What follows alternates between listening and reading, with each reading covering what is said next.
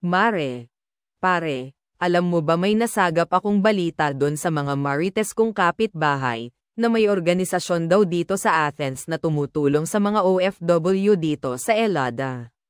At walang kang babayaran na membership fee para makasali sa organisasyon.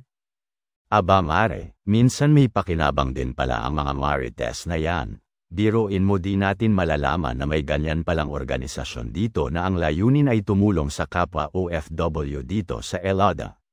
Papaano kaya makakasali sa organisasyon na yan? Pakitanong mo nga doon sa mga Marites na kapitbahay mo mare. After 4 hours.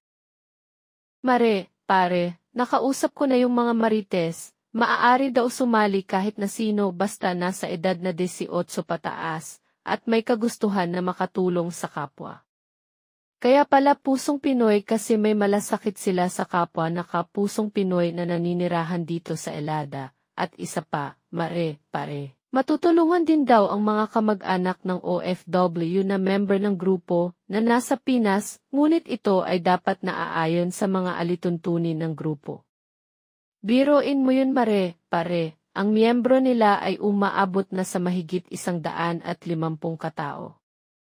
Ano pa ang hinihintay natin mare, pare, tayo nang sumali sa pusong Pinoy nang makatulong din tayo sa ating kapwa, at maari din nating imarites ito sa iba pa nating mga kaibigan.